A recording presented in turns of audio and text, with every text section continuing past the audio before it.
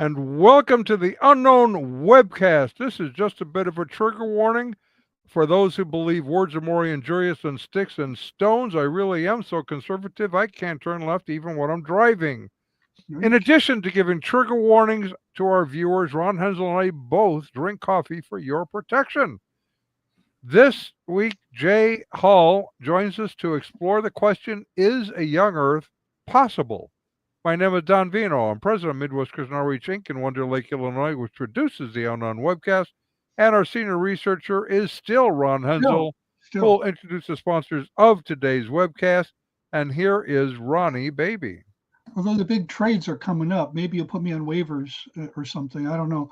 Greetings, welcome, welcome from sunny Florida, where the palm tree saw its shadow, and now we have 12 more months of summer. Our sponsor for this edition of the Unknown Webcast is Andy Stanley's Bible Supplements, because the Bible tells me so isn't good enough anymore. Andy Stanley's Bible Supplements. Our regular legal disclaimer: our guest on today's webcast, insert name here, that will be Jay Hall, has no connection whatsoever to any of the satirical content of the Unknown Webcast, hereafter referred to as the webcast, although we probably will not mention it again. This satirical content includes any and all commercials, end credits, puns, smart remarks, or anything else that might fall under the definition of satire. In the meantime, Midwest Christian Outreach Inc. bears no liability for or responsibility for anyone's opinions regarding this satirical content. Notice the opinions expressed in this webcast are ours and should be yours too. If you enjoy it, or if it really annoys you and you want to inflict it on someone else to ensure your continued access, please go to midwestoutreach.org, click the yellow donate button, and contribute as you feel led. And as you do, never fear. This webcast is Y2K compliant. And don't forget to subscribe to us on your favorite video channels. And now, our special guest, Mr. Jay Hall. You can take a bow if you want. If you don't, that's fine too. Greetings, Jay. And I hope the studio audience calms down. Okay. And here we are. We had a little faux pas, I think, with Facebook, but I just posted something there so they can catch up with us on that one as well. So, Jay, it's good to have you. Now, I understand that you too live in the Sunshine State. Yes, I'm in Tampa. I've just been here since August. I teach math at Trinity College, which is the institution where Billy Graham went to school. Graham. I attended there. And Ron, of course. I attended there. We should have a statue of Ron, hopefully in the near future. I was there from 83 and 84 when you were in Dunedin. Right. Yeah, we're in a different location now in Trinity. Newport Richie, right? We're in Trinity itself.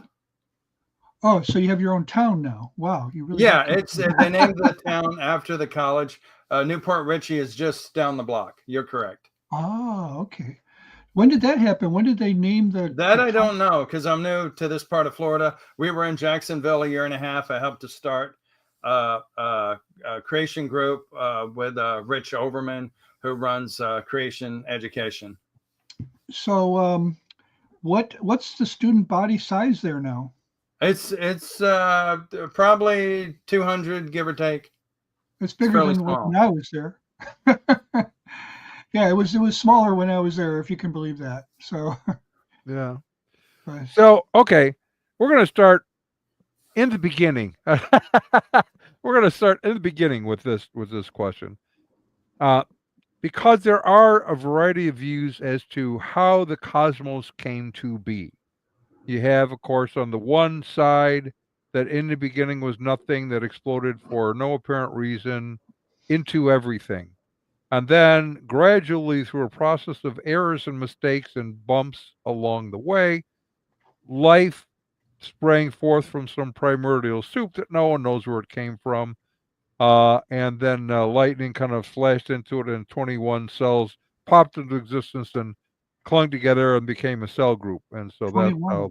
Why 21? Yeah. So is there evidence for that? Well, not a great deal, but it's an interesting story. Within Christian thinking, there are some who hold to a sort of God-guided evolutionary process. there are progressive creationists, there are intelligent design that could go either progressive creation or young Earth creation. They really don't establish so much the when as the who. And you're not kind of, you are arguing for consider a young Earth creation. Why should anyone consider a young Earth creation? That's right. And first of all, I do have to start with the scripture, but I have a high respect for an evidential approach, say, even like Aquinas, to kind of build up. We start with God as the creator and go from there. But ultimately, we have to come to the fact that Genesis is pretty plain. And then even Jesus, said, in the beginning of creation, God made the male and female. You have verses like that seem to point that direction. And so I'm basing it on the chronologies, the genealogies in Genesis 5 and 11. Mm-hmm. And when you put that together, it's pretty straightforward. And, even mainstream scholars agree, like Abraham was around 2000 BC, and you just backtrack from there. But in terms of the evidence, history only goes back so far.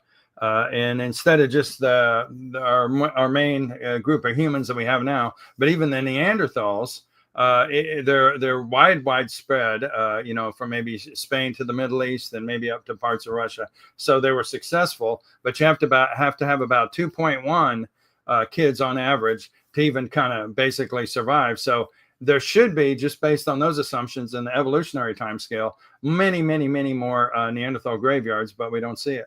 Yeah. Well, we say 2.1 kids per couple today for replacement. I'm wondering, I haven't looked into it, but isn't that given our current life expectancies? I mean, if you have a lower life expectancy, wouldn't you maybe need a higher replacement rate? Yeah, that's at the bare minimum under most ideal conditions. Exactly, because you have diseases and accidents and someone I'm interested in volcanoes in the Philippines. Actually stuck my hand into a hot pool, which was foolish. The one that went off recently in the island of Negros, where my wife is from.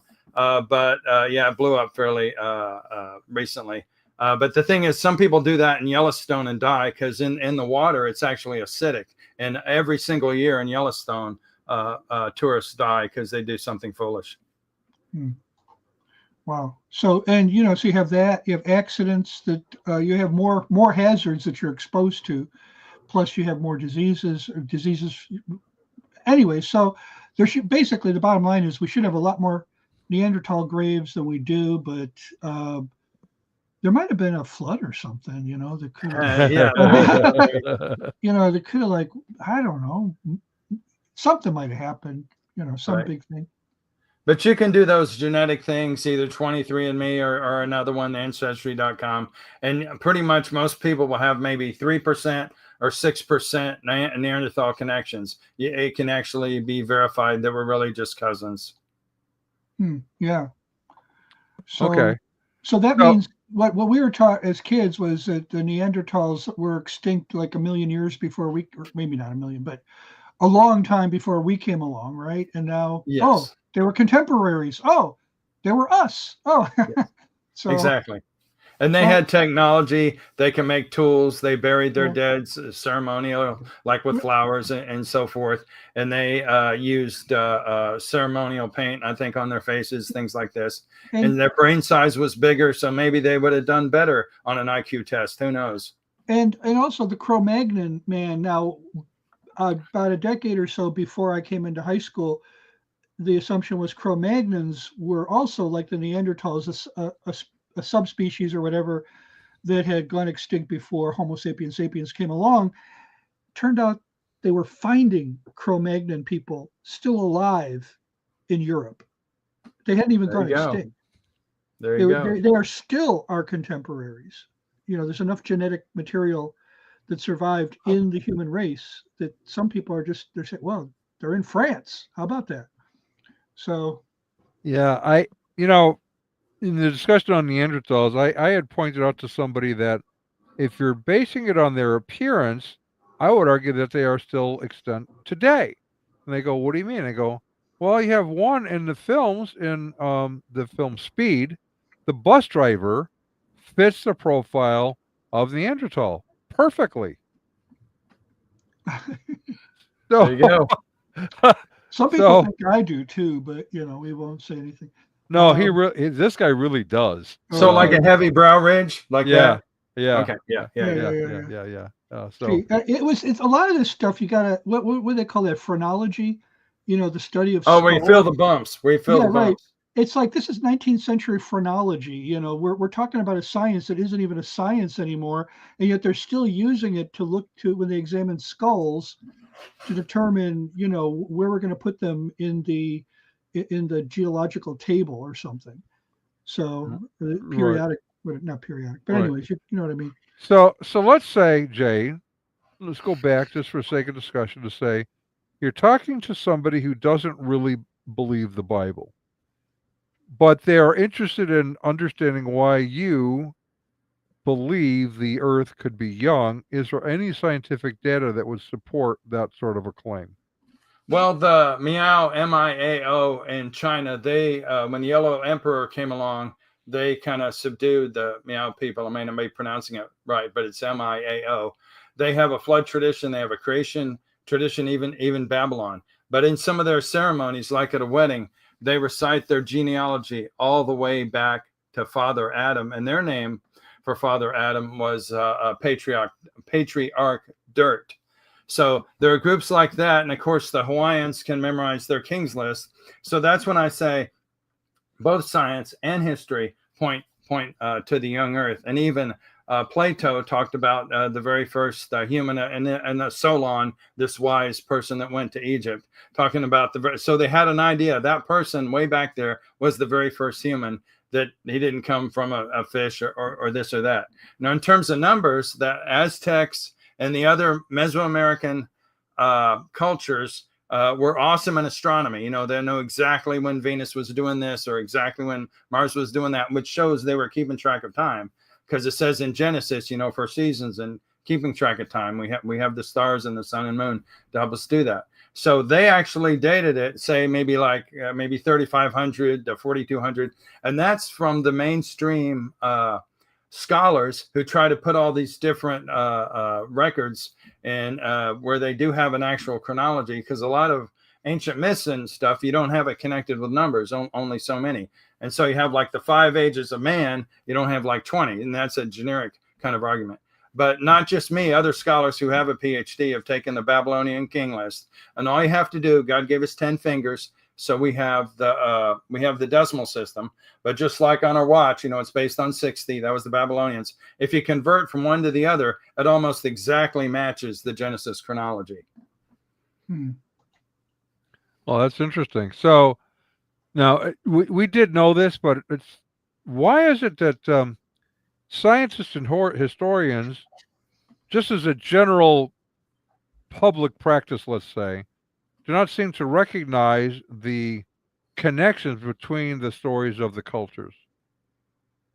Yeah, they say on surface, it would seem that all these flood traditions, diverse around the world, slight differences, yet commonalities. All the animals on the ark, a very large vessel, just a handful of survivors, even sending the birds out at the end. You have tons and tons of parallels. The most logical thing would be, well, maybe there was a universal flood, and then over time, these traditions got changed, which, I think that's what it was. So they admit that seems like the obvious thing, but because they're sold to evolution, they don't accept that. But in terms of the general idea of challenging evolution and even the time scale, I found that historians of science and philosophers of science, those are the two groups that I found, because they're thinking, there have been mistakes in science in the past. You're kidding.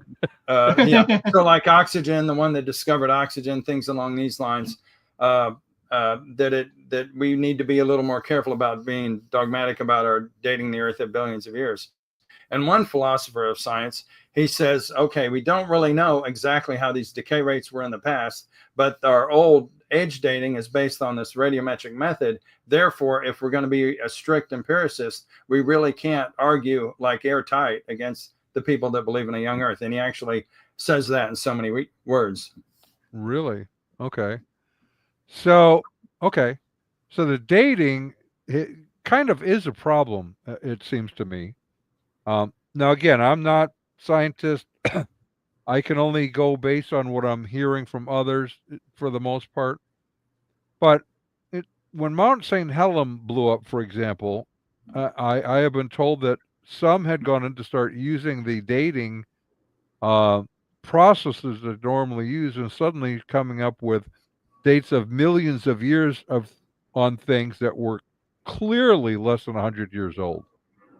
Yes. So that was Steve Austin. And it wasn't just one method, it was multiple methods. And even those didn't agree. And the pioneer, one of the pioneers, there are several, but John Jolly, he had argued for a relatively young Earth based on salt into the ocean, but still probably on the order of, so many millions of years, but not like the billions we have today. It might have even been hundreds of thousands, if I'm recalling. But he had actually done some radiometric dating with uranium, lead, and so forth, and they're all different. They're not consistent.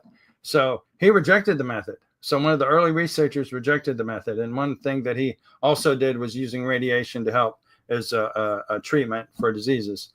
And so he actually proposed, just like the rate team by the creationists, that maybe in the past the radioactive decay was faster, and the easiest way to show this is just to find some coal. It's pretty much everywhere, and almost all the coal samples have enough radiocarbon that if they just take it at face value, would date it at maybe like 25,000 or less than 50,000, and it's explained away as contamination. But it's in wood and supposedly older layers and other things. You can find radiocarbon, but they don't want to use that method because that gives us like thousands, whereas these other methods gives us billions. Okay. So that doesn't mean one is actually more accurate than the other, but it kind of feeds a narrative better than another one.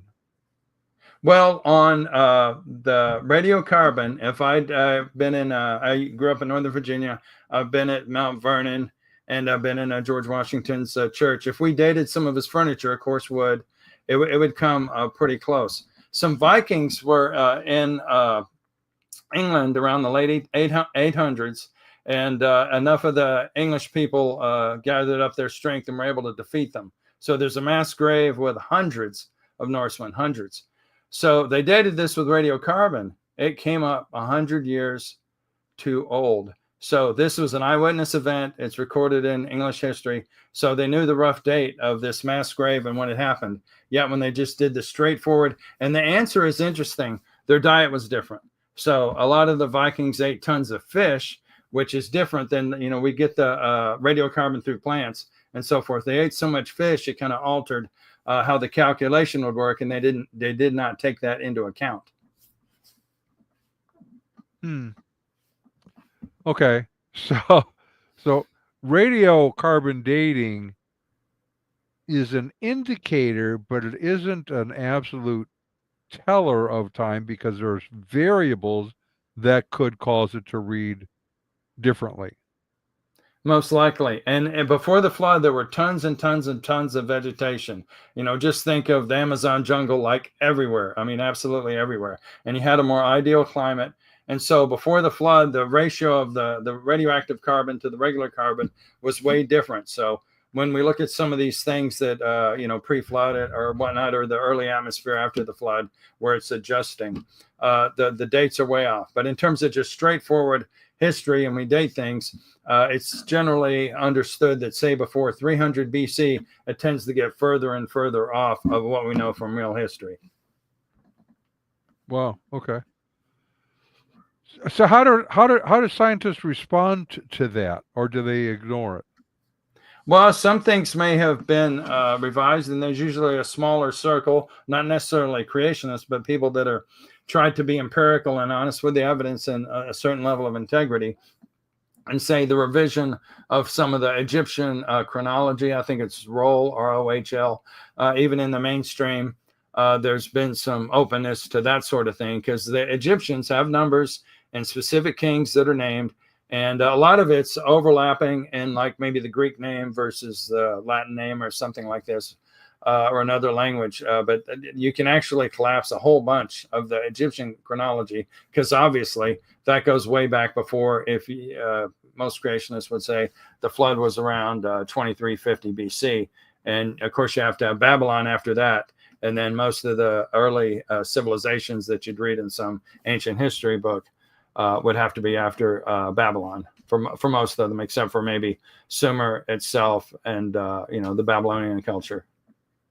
Okay. What have you done any work on languages? I saw something. No, this probably a year ago now. Kind of demonstrating that all of the languages seem to have started at about the same time, and they have some kind of graphs that kind of tell you where they all emanated from. They seem to then center on a particular part of the globe. Do you know anything about that? Well, I highly recommend Traced. That's Traced by Nathan Jensen with Answers in Genesis.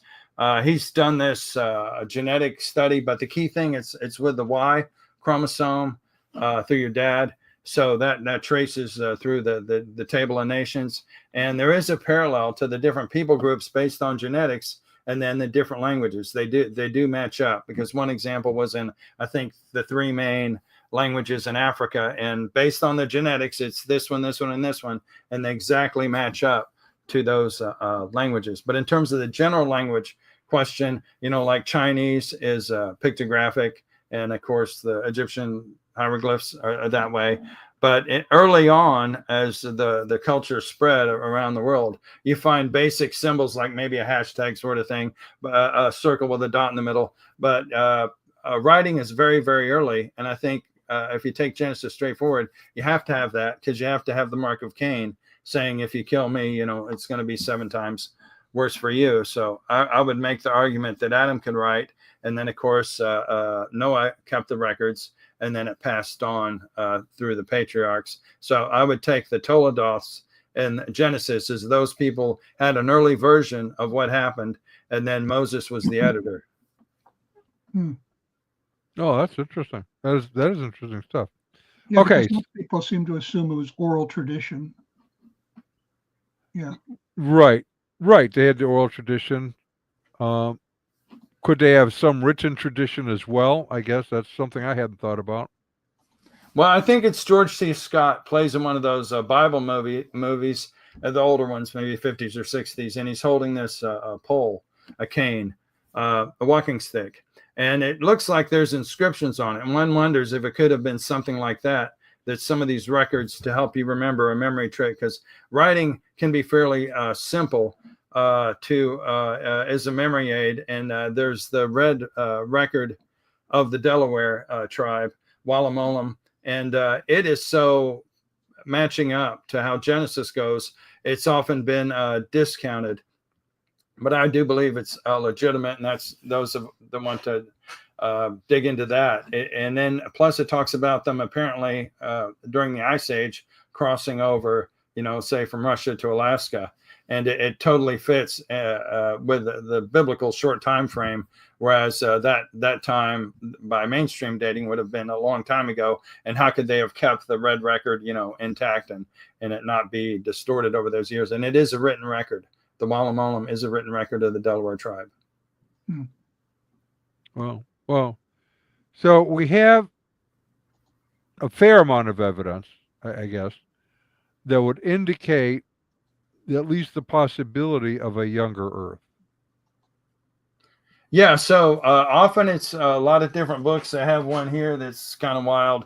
I just ran across this, Unintelligent Design. Not sure who that guy is, but Prometheus Press is almost always like atheist or close to it. That's who published that. But even gets confused on Noah's Ark, saying that all of the animals had to be there. No, just it says in Genesis, read it 6, 7, 8. The air-breathing animals, and 2 of each kind, and kind is not as specific as species. But going back to your question, often the number that's counted is 10,000 years. Well, the biblical, Usher's date would be around 4004 BC, so 6,000 years ago. And so the decay of the Earth's magnetic field, you go up backwards, and it would be so powerful, it would create tremendous heat, and it just wouldn't possibly work. So what they do is they kind of say, I got recycled and recycled and recycled.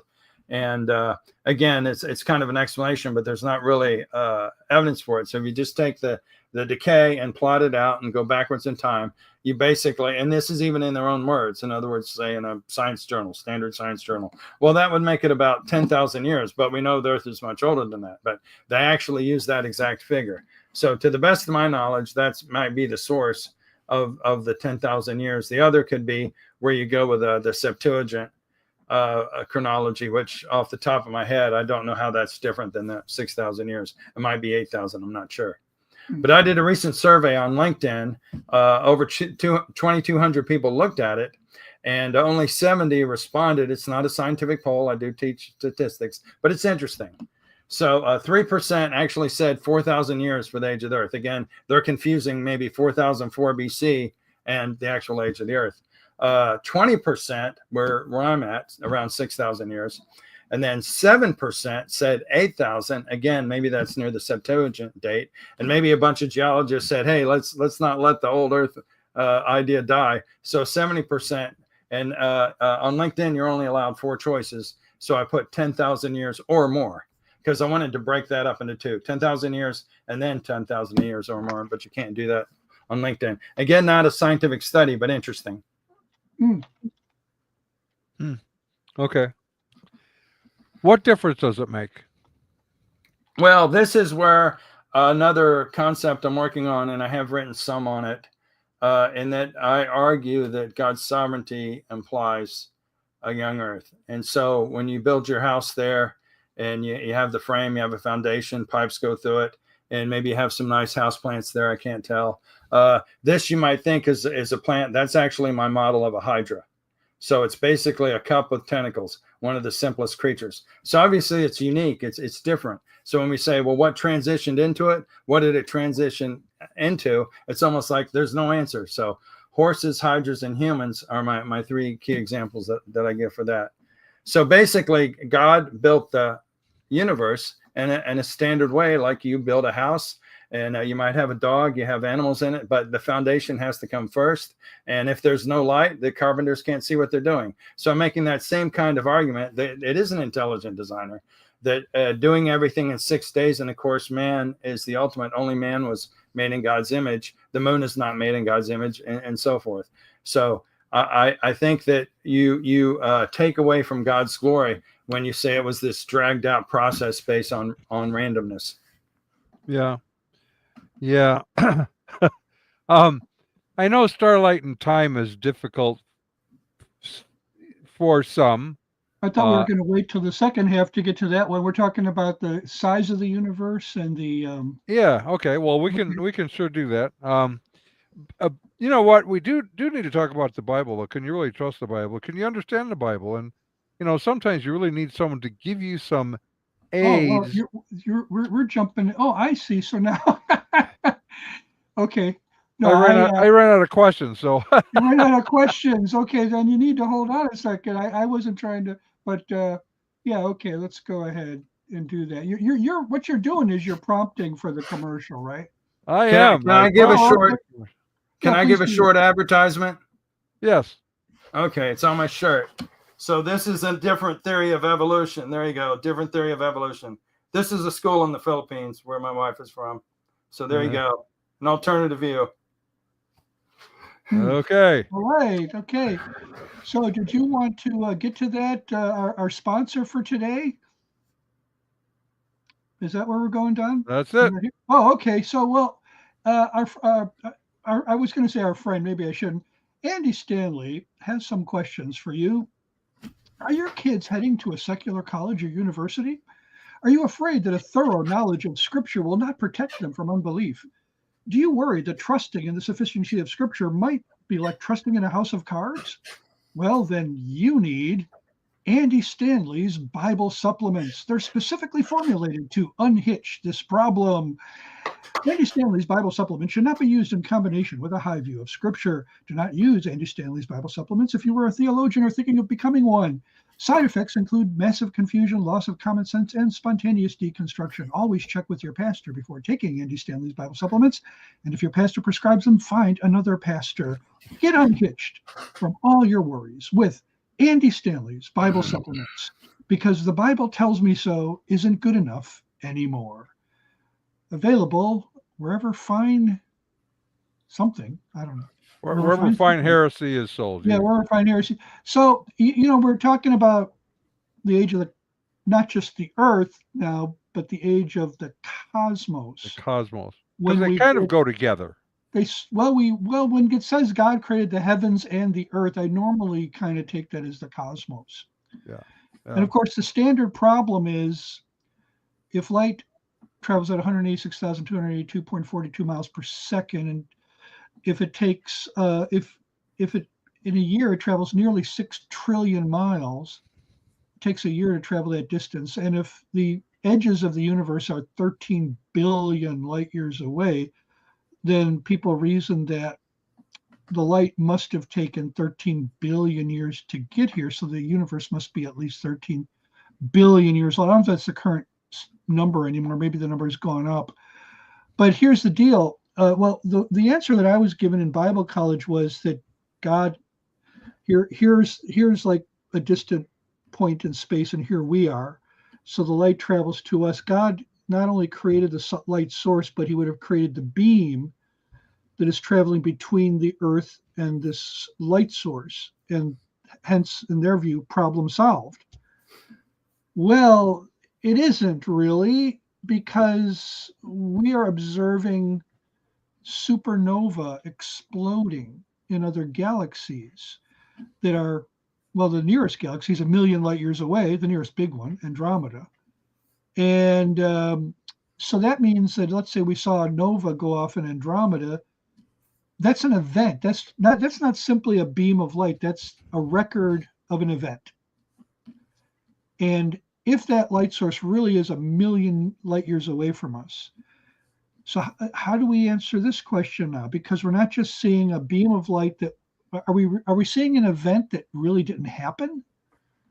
If 1 million years ago doesn't exist, so how do you approach this, Jay? Well, Jason Lyle, he's an astronomer. He has a theory about, like, one direction life is instant, and the other direction it's what we normally think of, like you said, 186,000 miles. Physicists acknowledge that could be the case, because the only way we can measure the speed of light is in two directions. Right. Yeah. Right. So that's one, and then I tend to lean towards Russell Humphreys about using time dilation in Einstein, and that there was an extreme inflation, like on day 4. And then John Hartnett, another astronomer, he has a variation on it, which I think might be the answer. But you have other indicators that go the other way. You mentioned supernovas. So supernova remnants match exactly with the young Earth model, and we don't see enough of them with the millions of years. And then in terms of the general Big Bang, the Webb telescope, way in the distance, we see just tons and tons of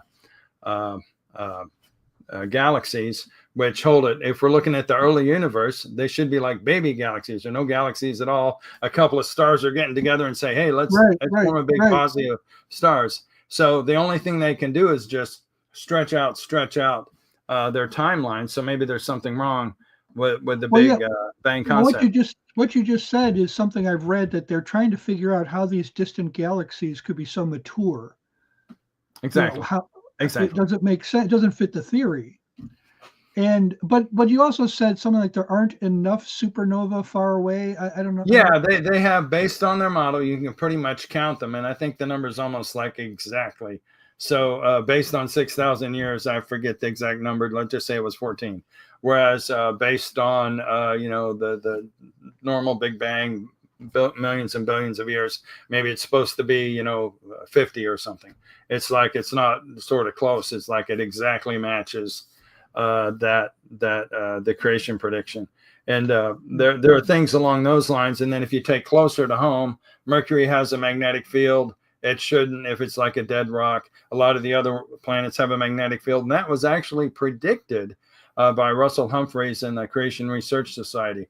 So every once in a while, and then Nathan Jensen has made predictions, and a number of those have come true regarding the genetics. So there are cases where the creationists actually make a prediction, and then once the research gets there, it actually fits.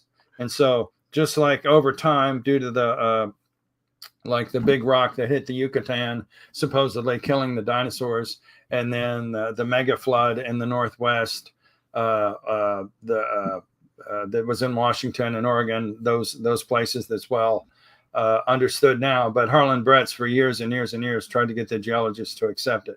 So a degree of catastrophism has been accepted. So if most of the rocks happen catastrophically, then that shrinks the time scale from that aspect of it. Well, but if you even have one supernova in a distant galaxy, don't we still have the problem that I outlined earlier? Well, yeah, that's just an aspect of the time scale and the development of a galaxy.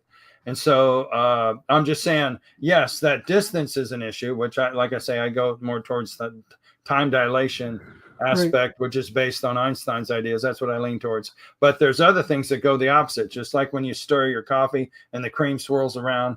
Well, but eventually it's all mixed up. So our galaxy, you can see the arms of it. You can see it's twisted. But if the galaxies are as old as they say they are, it should have been thoroughly mixed. It should be right, homogeneous. Now, for our audience, you know, some of them, we got some pretty smart people in our audience. They may know what time dilation means.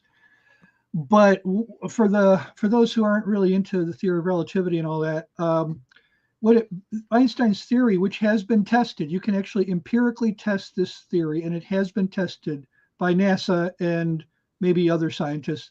Time does not pass at the same rate in every place in the universe. Yes. And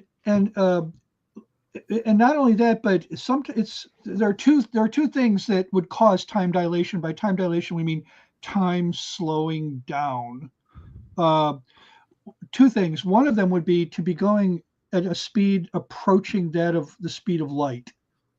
So if the universe expanded very quickly, it would have to expand at a speed close to that. In fact, right now, they believe that there are parts of the universe that are moving away from us faster than the speed of light.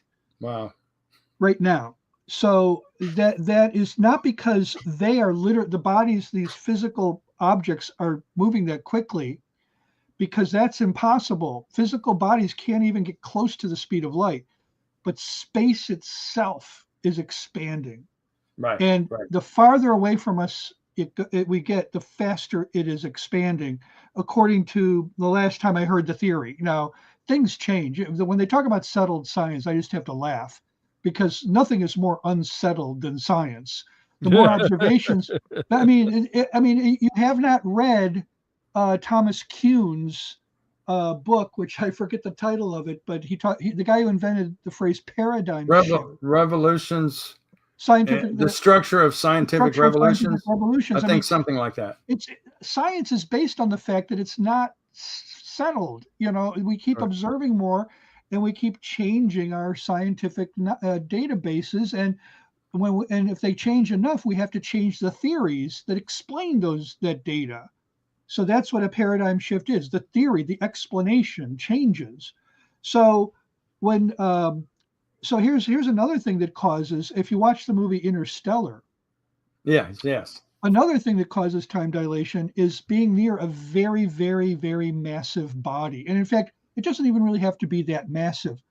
I've read some physicists write that if you slept, if next to your bed you kept a very large and very heavy piece of lead, let's say a 1 ton of lead, and you slept next to that piece of lead every night for your entire life, hopefully you'd be safe from lead poisoning, but you would age like a microsecond slower every day. Wow. From everybody else. And, you know, it'd be a measurable quantity of time that you would that the astronauts on Apollo 11 were moving away from us so fast and moving at such a fast velocity to get back. They aged less. They aged more slowly than people on Earth. So, and these things have been measured with quartz atomic clocks on fast-moving objects. We've measured it, calculated, come up to exactly what Einstein predicted. So here's the thing: if God can slow down time whenever using natural laws, and if it happens all the time in the universe, and it does, then why should we expect that the age of the universe should be exactly the same as the age of the Earth? Why would time have to go at the same rate here that it did in the rest of the universe? I mean, isn't it doing this right now? There are parts of the universe that are time dilated with respect to Earth. Right now, they believe, physicists have calculated this. So why could not the universe be, from its perspective, in its frame of reference, 13 billion years old, but the Earth experienced that same duration in 7,000 or 8,000 years? No, that's good. I would have to go back to the Bible, because you have the stars also. It's almost like it's in a footnote. So the sun and the moon And he have also to keep made the track of our stars. time. Yeah. And Yeah, without the tides, the Earth would, if you saw the privileged planet, that God puts all these things together, like solar eclipses, total solar eclipses, and all this. right. And But if our atmosphere, we can breathe and yeah. such. But if you're standing on Earth, you see it on day whatever, I forget. But if you're out there in the stars, among them, the time dilation, it might look, if you were able to see what was going on Earth, everything might look like it's going really fast. But it's your experience on a longer period of time. It's just a thought. It would, in my view, explain it, but I can't be dogmatic about it. So I'd like to be. What I'm saying is, part of the purpose is reference to man, God's creation, the one who's in his image, the one who ultimately experiences redemption. So it's in that context, and the heavens declare the glory of God. So there's this a connection. And some have speculated, like, well, what if there wasn't a fall? Well, you'd get elbow room. You get cramped on the elbow room on Earth, because we're populating too much. So we go to Mars, we go to the moon, et cetera, et cetera. Eventually we go to the stars. So another way of looking at it could be that because man is sinful, the fall is real. And I want to give a plug for this book, Defending Sin, Hans Madume. I think it's Madueme. But he's not trying to say doing wrong is right, but he's basically defending the fall. And if we don't go back to Adam and Eve, we don't have really an explanation of why we need redemption. But if you take Adam and Eve as real and the fall is real, it almost forces you to hold the more young earth, lean towards the more young earth viewpoint. And one of the reviewers on YouTube is actually tagged for his review is, did I just become a young earth creationist? Just because his argument is so tight. And he goes into the idea of scientism, that we tend to trust science no matter not applying our common sense, and we just kind of run with it. But that's what happened in World War II in Germany. They said, well, these are the leaders. They're experts in science, and they're so smart. We should just go with what they say. But they were politically influenced. So I'm saying the universe could be our adventure in the new earth and the new heavens. The new earth and the new heavens, that may be our adventure, and that it's so big. Just makes the greatness and awesomeness of God more plain. That would be kind of my explanation in terms of the why. And I wouldn't be dogmatic on that, but in terms of the possibility. But you have to connect the humans and the stars, because I think in Genesis, in creation, Moses puts those two together. Okay. I some years ago, this was maybe tangentially related to the question, but it goes to the question of science and guesswork, because largely when we go look backwards, as you've already pointed out, it's forensic, right? So you're looking to say, okay, we have stuff, and it's kind of old stuff. And we're trying to figure out how do we understand how this stuff progressed to become something else, right? That's kind of just a general. So I was asked to debate a professor at a junior university, and I had never done that before. I thought, oh, it could be fun. We'll try it. And the question was creation versus evolution. And I was interested in that. I mean, I was atheist as a young kid. Uh, Evolution was the answer that we got in school. And I still believed it after I became a Christian for a while. And then I started getting answers that seemed to conflict with that. And I became a creationist. So I went to the university. I was getting ready to go, and the professor told the inviting group, they asked, is he a young Earth or an old Earth creationist? And they said, well, we don't really know. So they called me, and I said, well, I don't know how that factors into this particular question. I tend to be a young Earth guy, but I'm not dogmatic on it because I'm just not old enough to know when it actually began. I can't get to the other side of the event. So there's variables that we have to take into consideration. So, but that's my tendency. And so the professor said, well, I won't get caught dead in a room with a young Earth creationist. And so he wanted to call the debate off. Well, they asked me to come anyway, which I did. And I gave my presentation. At the end, a few of the students were unhappy with my presentation and came up and they said, well, the way you tell it sounds like young Earth creation is true. And I go, well, duh. And so they asked the professor to come and give his presentation. And someone notified me, and I showed up. I thought this would be fun. I'll listen to what he has to say. And I sat in the front row and listened to his presentation, and he did a pretty good job. I raised my hand at the end. I was the first one, and he called on me, which was a mistake. And I said, now, I have to set this up to ask my questions. So can you bear with me for a few minutes? And he said, sure. I said, okay. Let's suppose, just for the sake of discussion, that in the beginning was nothing, that for no reason, uncaused, exploded into everything. Let's just suppose that happened. And that in this new mass of stuff that just magically appeared, you have objects that we'll call, I don't know, stars and planets, just for the sake of notification what they are. And in the range of planets, we had at least one that seemed to have some sort of primordial soup on it. We don't know where it came from. It just sort of appeared. And in that primordial soup, sloshing around, lightning strikes it, and 21 um, amino acids pop into existence and create a cell. And from that, we have single cell multiplication. So here's my question now. Now we're at the point of reproduction. How do we go evolutionary from single cell divide and multiply, which is arguably the easiest multiplication? You don't have to meet anyone. You don't have to take them out for a date. They don't have to like. You just divide and multiply. It's really simple. Really To simple. male and female reproduction, which is not really all that simple. If one thing doesn't quite work, it doesn't happen. And so it seems to me, and you can correct me if I'm wrong, that you have to have, I don't know, like a female pop into existence, fully formed and ready to reproduce, but you're still not there. You have to have a male pop into existence, fully formed and ready to reproduce, but you're still not there because they have to pop into existence at about the same time in history, it would seem to me.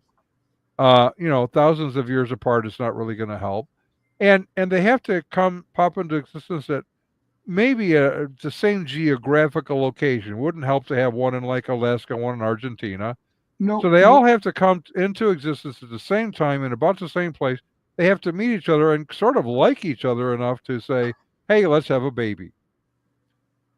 How does that process work? Or do you have to have all those miracles?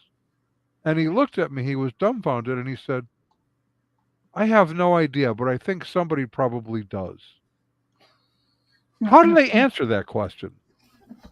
Well, there are numerous, other than the origin of life itself, there are numerous mysteries that it's just like something they kind of accept and move on. They hop over it. And the origin of sexual reproduction is definitely one of them. There are no good answers. But even going back to the one cell, I've heard different numbers, but where did the 2 cell come from?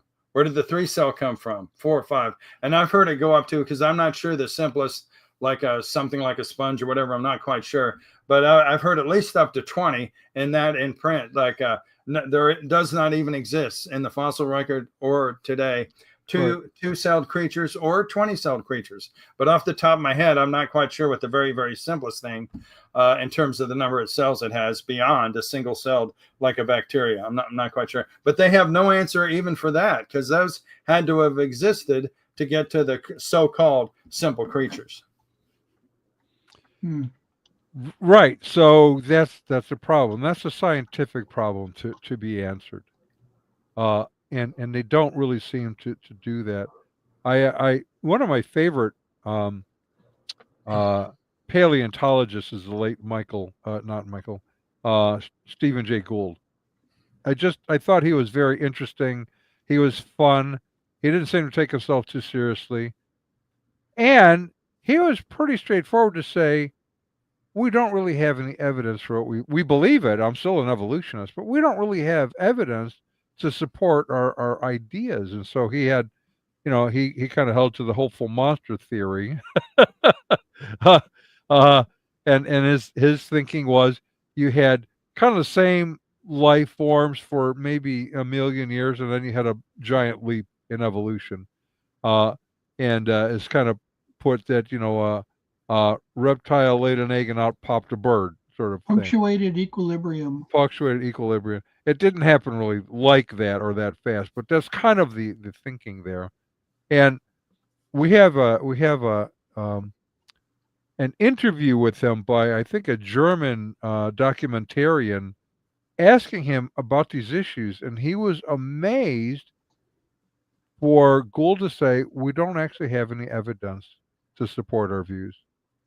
He was shocked. Now, how many scientists are honest enough to say, this is just a theory, this is just our story about where everything came from and how old it is, and why? So, do we have a fair amount doing that? Do that, or is it kind of a secret? Well, what I said before about having a deeper understanding and being a little more humble, the philosophers of science and the historians of science. My history of science professor was David Kitts. He was the curator of the Natural Museum in OU, where I went to school in Norman, Oklahoma. And he freely admitted that the fossil gaps are real and they're a problem. And I had an interview with him. And my alternative to evolution is basically Aristotle's biology, which in the academic literature you call a biological essentialism. And that is the title of my book, one of my books. And then 2 years later, Oxford University Press came out with a book with the exact same title. Again, taking a different tack to it, maybe trying to combine it with Darwinism. But if I, like my example before, horses, hydras, and humans, there's no hybrids between them. God made them individually. And of course, humans are the only ones made in God's image. So when you look at the overall thing, philosophers are willing to admit something. So in a Philosophy of Science journal, one article, he's looking at Darwin's argument in The Origin of Species, and he just comes right out and say it. Logically, Darwin never proved that there's real strong evidence for unlimited variation, but that is the groundwork that he builds everything else upon. Yeah. Could this be why Neil deGrasse Tyson doesn't like philosophers? I mean, a few years ago, he caused quite a stir by saying, well, we really don't need philosophy anymore. And I wonder if he's even aware of the fact that Karl Popper, the philosopher of science, who actually defined what science is, it has to be something, it has to be a theory or an explanation that is falsifiable potentially falsifiable through empirical observation. And he gave us the definition. Okay, up until then, there really wasn't one. I mean, they tried another definition that is that nothing is scientific unless it can be proven in a laboratory. The problem is you can't even prove that definition. Right. You can't even prove that. but we have falsified a lot of things. We have done that a billion times. The Earth is not the center of the universe. We've falsified that. We falsified other things too. Spontaneous generation doesn't happen, and so on. So one of the early things that Popper said was that evolution, by this definition, is not science. There you go. He said that. Now, I read in a book called Wittgenstein's Poker that eventually, right before his death, some scientists got together and showed him that, oh yeah, it really is. And that allegedly he flip-flopped on the issue not long before he died. I didn't see any documentation of that. Might be true. He might have been going senile. I don't know. I don't know of any even potential experiment that could falsify something that happened a billion years ago, Right. or even 100,000 years ago. How could you do that? How can you look at a fossil record and say, this records an event? This records the very first time Homo sapiens sapiens came into existence. How would you do that? How would you come up with an empirical way to test that assertion, that hypothesis?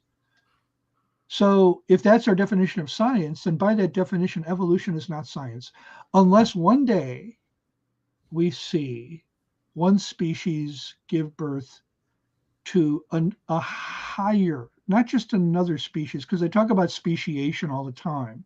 And what you find is, oh yeah, now their wings are purple instead of orange, right?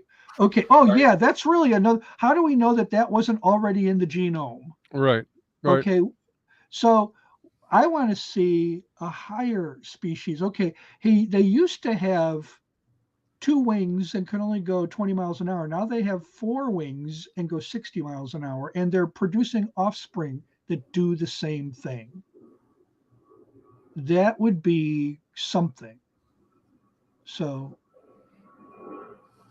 there you go. John Sanford is known for this idea of genetic entropy. So we're actually going downhill instead of uphill. And there was a famous article that pretty much had the title of "Why Have We Not Died 100 Times Over?" Because we accumulate more and more and more genetic mutations that are harmful, only in very rare cases, like say the sickle cell situation. Okay, now I'm not going to get malaria. But it's losing information, not gaining information. And I did want to show you this one book since we were talking about the age of the earth. I just ran across this 6,000 Years of the Bible, a guy named Wegner. And I thought it was kind of interesting. It has a lot of pictures and whatnot. But I would actually say that's correct, that Adam himself could write that he was the first recorder and then passed it on to the next patriarch, et cetera, et cetera. That would be my claim, that actually the sources that Moses used actually do go back to 6,000 years. Now, last I heard, what modern paleontologists were saying is that writing began about 4,300 BC. Or no, I'm sorry, 3,400 BC, I think. In other words, it doesn't go quite back. It doesn't quite add up to 6,000 years, but that's pretty close. So. Well, my main argument for that would be that God made Adam smart. He named the animals, and he figured out that he needed a wife. That's pretty smart. And the mark of Cain, I'm saying it was on his forehead, and it was some kind of symbols that made it clear that you mess with Cain, you're going to get it worse 7 times over. That somehow or another, either hash marks or squares or triangles or circles, there was some basic symbol. My symbol for death is just a square with both diagonals. And again, you might interpret that, I'm just checking off a checkbox. But that, to me, that seems like a nice symbol for death. What's really mind-blowing is just, I'm not among those who believe that there was an ancient civilization like Atlantis where they had high technology like we do, but I think we really underestimate, they still really don't know, really don't know how the pyramids were built. Right. They really don't know how this was accomplished. This is an amazing feat of engineering, especially for people who supposedly didn't have any modern equipment, and I don't think they did. So how did they pull it off? I don't know. But what's really mind blowing is Abraham probably lived around 2000 BC. I think the pyramids were standing for about 700 years by the time he was born. Okay, whoa. I mean, this is like the ancient world was really a much more interesting place than I think a lot of people realize. Yeah. So, Yeah. Well, somebody has said, which I like, that if you tell the story of a princess that kisses a frog and it becomes a handsome prince, we call that a fairy tale. But if we add millions of years to it, we call it science. yeah. I think that's a pretty accurate description. I'm not trying to denigrate science. I think it's really important. Uh, but science, by and large, deals with what is and how it works. They can't always go back and say, here's how it began. That is really just guesswork. That's like we said, it's the forensic task. And some things they can get close to, some things it is just simply a shot in the dark. Well, the word science occurs in the King James Bible and a couple of times. And in 1 Timothy 6:20, um, Paul says in the King James Version, O Timothy, keep that which is committed to thy trust, avoiding profane and vain babblings and oppositions of science, falsely Oh, so called. called. Yeah. Well, of course, the modern translation of that is, I believe, knowledge, which is falsely so called. But the Latin word scientia, science, is the word for knowledge. And so science claims to be the only real way that you can have knowledge about nature, Right. mainly. Right. And So, it claims that, but can you scientifically prove that the claim is true? no. No. No, you cannot. Right. And and hence knowledge or science falsely so called. Um, I remember the first time I ever heard that reference, that verse, the King James Version reference, was by a scientific creationist. Creation scientists came to our church in the year 1977. That's when I was introduced to it, and I never heard of this thing. I had no idea what to do with the first couple of chapters of Genesis until they came, and all three of them were PhD scientists. One of them was a geologist. One of them was an aerospace scientist who actually did work for NASA, but he was at Carbondale, Southern Illinois.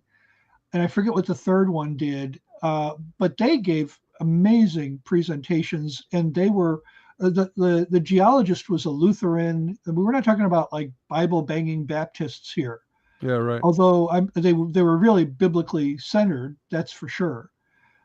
But they did not fit the stereotypes that came to characterize how they were portrayed in public. And he said, "Yeah, when I quote this science falsely so called, a lot of the evolutionists I debate get really upset with me."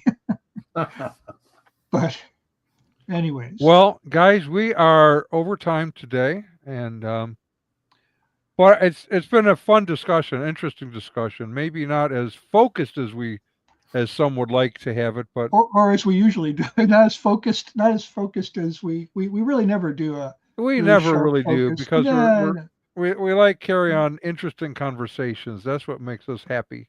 Yeah, So, that's our happy space. and That's yeah, our this is our happy happy place. space. So join us on that adventure.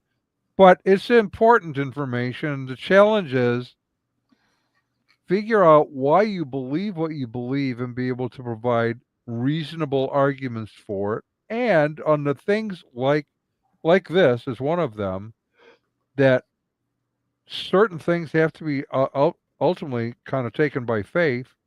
You have to decide which faith story has the best evidence to support it. Does the faith story that everything began from nothing by nothing for no apparent reason, or that there's an intelligent designer? Do we know that it was 6,000 to 10,000 years ago or 18 billion years ago? No, we don't.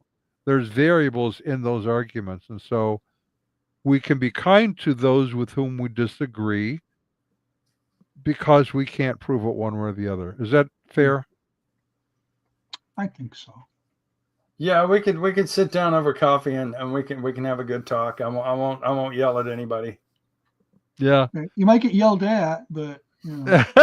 And we do have in the description, we have Jay's some of Jay's books and also his website. Can they contact you through your website if they have questions? Yeah, there's a comments? contact button there. That's right. Okay. So go to his website, give him grief. Don't give me grief. And I believe he would come and speak at your church if you are interested in that as well. So Yes. Yeah, especially if you're somewhat close to the Tampa area. okay, good. All right, and with that, Ron, would you walk us out of here? Let's give credit to whom credit is due. Our resident cult leader profiler is Neil Before Me. Our wardrobe manager is See How It Fits You. Culinary services are provided by Chef Ham and Cheese. Our tinfoil head provisioner is Just In Case. Jehovah's Witnesses coverage comes from Armageddon and The Opposer. Our Mormon Archives manager is Polly Gummas. Our Liberal Denominations Bureau Chief is Lucy Goosey. Our transgender issues coverage comes from Ben Hur. Special correspondent for cults based on the Hindenburg disaster and flying turkeys, Ode to Humanity. Our fact-checking supervisor is Yolande Pulling. Technical assistance comes through Murky Research. Our legal advisors are at the law firm of Dewey, Cheatham and Howe. Our grievance resolution director is Giovanna Pisamita. Our director of privacy assurance is Wiretapping. And original idea sourcing comes from Drew A. Blank. The Unknown Webcast is a production of Midwest Christian Outreach, Inc. in cooperation with Emergency Manicure Productions, both of whom are solely responsible for this content, although you will never be able to prove that in a court of law. Never happened. Many have tried. And Well, very actually, quickly no given- one has tried, but Okay, many in my imagination. yes, your Many imaginary have wanted friends to have tried, try. yes. Many have wanted to try. All right, everyone out there, see you all next week.